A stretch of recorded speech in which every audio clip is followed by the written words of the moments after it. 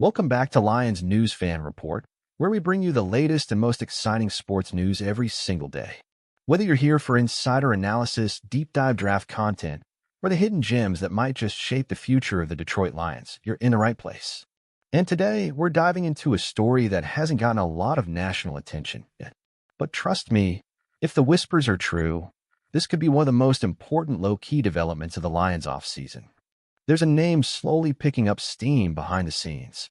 A name that's been mentioned in a few quiet corners of the league. A name that may not be headlining mock drafts, but one that certain offensive line coaches are reportedly very intrigued by. That name? Anthony Belton, the 6 feet 6 inches, 336-pound offensive tackle out of NC State, who could very well be in early stage talks with the Detroit Lions. Now, before we dive into the speculation, let's be clear. There's no official report of a contract, a visit, or a formal workout yet.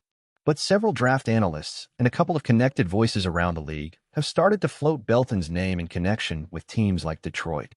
And when you start to look closer, the fit starts making a ton of sense. So let's break it all down. Who is Anthony Belton? What does he bring to the table? And why would the Lions, a team already boasting arguably one of the best offensive tackle duos in the entire NFL, even be considering adding another body to that room? Let's start with the basics. Anthony Belton is massive. 6'6", 336 pounds, with nearly 34-inch arms. But he's not just a mountain of a man. He moves better than most players his size. He's got surprisingly nimble feet, smooth lateral movement, and he plays with a wide base that allows him to anchor against bull rushes and redirect edge threats with just enough bend in his knees to avoid getting top-heavy. His film at NC State shows a guy who's still raw in terms of hand placement and pad level, sure, but also a player who's made major strides each year. He's not a finished product, but the foundation is very real. Some scouts have even gone so far as to say Belton might have the best pure run-blocking upside of any tackle prospect outside the top 2 rounds. He plays like a bulldozer when he gets into open space, and once he locks onto a defender, that guy's going backwards. Now here's where the conversation gets really interesting. The Lions are loaded on the offensive line, on paper at least. Penei Sewell is not just one of the best right tackles in the league, he might already be one of the best players, period. Taylor Decker is a veteran rock on the left side and made the Pro Bowl last season. You could argue that Detroit doesn't need to touch that position at all in this year's draft. But do they? Because when you look deeper, cracks aren't forming, but the window is shifting. Taylor Decker turns 32 before the season begins.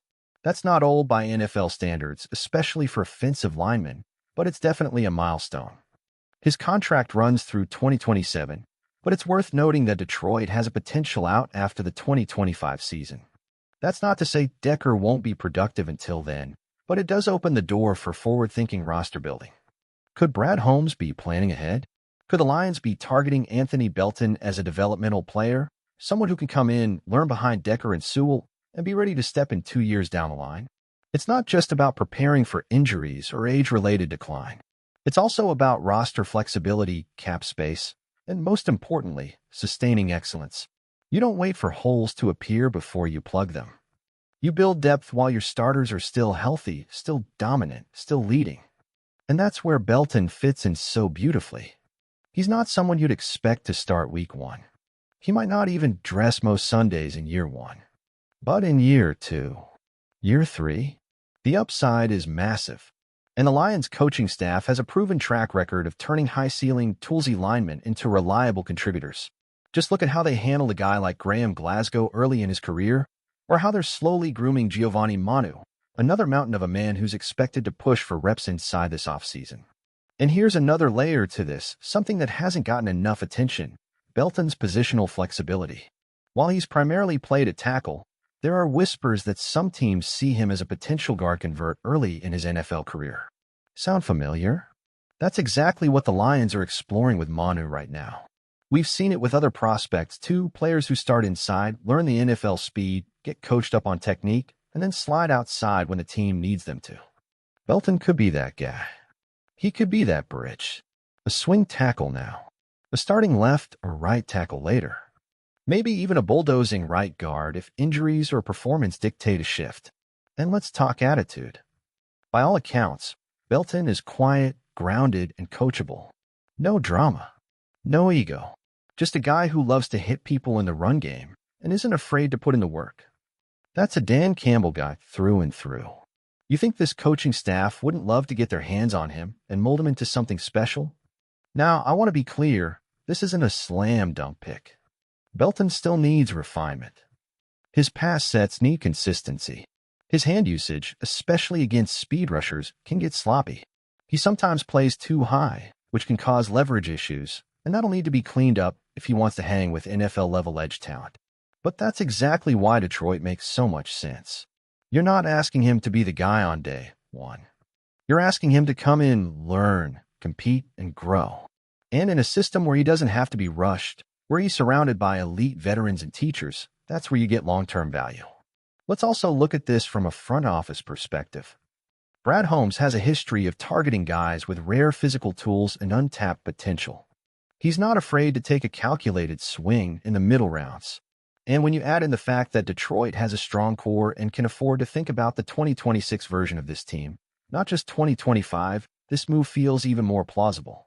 Could we see the Lions pull the trigger on Belton late on day 2 or early day 3? Could they trade back in a round and scoop him up as part of a bigger draft strategy? Are they even looking at him as part of a duo? Maybe pairing him with a more polished guard earlier on and letting Belton marinate? Fans are already starting to speculate. Is this just a smoke screen? Is Belton actually higher on Detroit's board than some realize? Could this be another Holmes late-round masterclass in the making? Honestly, I wouldn't be surprised.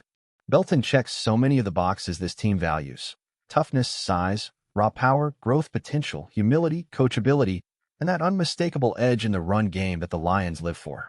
So let me ask you, do you think Anthony Belton would be a smart addition for Detroit?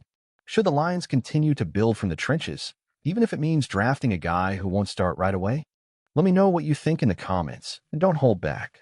Personally, I love it. I think it's a sleeper pick that could pay massive dividends in 2 years. It's the kind of foundational move that winning teams make, quietly, smartly, and ahead of schedule. I can't wait to read your thoughts in the comments below.